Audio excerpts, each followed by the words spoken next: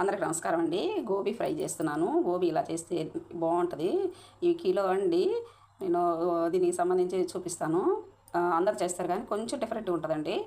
చూడండి ఒకసారి. ఇదండి ఆయిల్.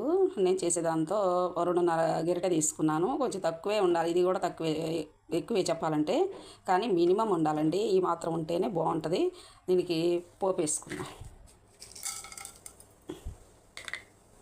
కరివేపాకు వేగిందండి. ఉల్లిపాయ వేసుకుందాం. ఇద్దండి అల్లం వెల్లుల్లి పెట్టు 1/2 స్పూను వేసానంటే వేసాము. ఇలా తింటే ఏమవుతుందంటే, ముందు గ్యాస్ ప్రాబ్లం ఉన్న వాళ్ళకి అసలు హెవీగా తినొచ్చండి. హాయిగా నూనెలు ఉప్పు కారాలు తగ్గించుకొని మసాలాలు తగ్గించుకుంటే మనకి గ్యాస్ తగ్గిద్దండి. ఎక్కువ ఏగనక్కర్లేదండి. జస్ట్ అలా అల్లం వెల్లుల్లి వేసా కదా, ఇవి వేస్తున్నాను. వేసుకొని మూత పెట్టుకోవడం. కింద అది అలానే ఉంటుంది. ఉల్లిపాయ వేగుతూ ఉంటుంది. ఉల్లిపాయ సగమే వేగింది. ఇప్పుడు వేగుద్ది మందుగా పూర్తిగా. వీటితో పాటు వేగుద్ది అనమాట. ఇలా పెట్టేసుకొని మూత పెట్టుకుంటే కాసేపు కింద మగ్గుతూ ఉంటుంది. పైన ఇలా మూత పెట్టేసుకుని ఇక దీనికి కావాల్సినవి సాల్ట్ 1.5 స్పూన్ తీసుకున్నాను. ఇది వచ్చేసరికి 1 స్పూన్ అండి ధనియా. దీంట్లో చెక్క, లవంగా, యాలకులు నిన్న చేశాను చూడండి, అన్నీ ఉంటాయండి మిరియంతో సహా. అది వేసుకుంటేనే ఫ్లేవర్ అసలు. ఇంకా వచ్చేసి నేను కొంచెం డిఫరెంట్గా అన్నాను కదా, పుదీనా కారపొడి అండి ఇది.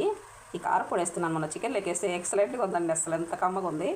అది వీడియో సగంలో కొంచెం మిస్ అయ్యింది. ఈసారి పెడతాను. చిటికెడు పసుపు, కారం 1 స్పూన్ అండి. ఇది వేసాం కదా మనము, దీనికి ఇది ఈక్వల్ అవుతుంది. స్పూన్ ఉన్నారు. తక్కువైతే వేసుకుందామండి ఉప్పు. ఇదంతా కలిగి పెట్టానండి. మళ్ళీ మూత పెట్టుకుందాం. మూత పెట్టుకొని వండుకోవడం వల్ల ఫ్రై ఐటమ్స్ అన్నీ కూడా ఆవిరి వచ్చేసి ఉడుకుద్దండి. హెల్దీ కూడా అనమాట. ఇది మెయిన్, మీకు ఇది చెప్తున్నాను అండి. ఇప్పుడు వేసుకుందాం. అన్నీ ఒకేసారి వేసేసుకొని కలబెట్టుకుందాం. చాలా వరకు సగం మగ్గింది. ఈ వేసుకున్నాక వాటర్ వస్తుంది. ఉపయోగంగానే వాటర్ వస్తుంది. ఉప్పు కనబడంగానే ఇంక మళ్ళీ కలయి పెట్టుకొని మగ్గ పెట్టుకుంటే సరిపోయిద్దండి. కొత్తిమీర కూడా వేసుకున్నాను ఇప్పుడే. ఇదండి కొత్తిమీర కూడా ఎప్పుడు వేస్తున్నాను. ఒక మాట, నేను కలయి పెట్టేదే చూపించట్లేదు. ఎందుకంటే స్టాండ్తో చేస్తే చాలా టైం పడుతుందండి. తొందరగా అయిపోవాలని నేను ఇలా చేస్తున్నాను, మీకు చూపించాలని. లేట్ అవ్వద్ది, నాకు టైం కుదరదు, అందుకోసమని ఇలా చూపిస్తున్నా.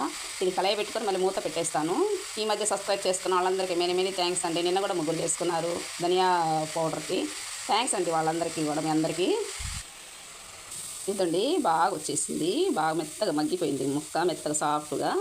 ఇక దించేసుకుందాం. మీకు తెలియకుండా 1/2 స్పూన్ వేసాను. 2 స్పూన్లు పట్టిందండి నేను వేసిన సాల్ట్ మీద కొంచెం వేసాను నేను. ఇది బౌల్ వేసి. ఇదండి కర్రీ. బాయ్ అండి. Thank you for watching.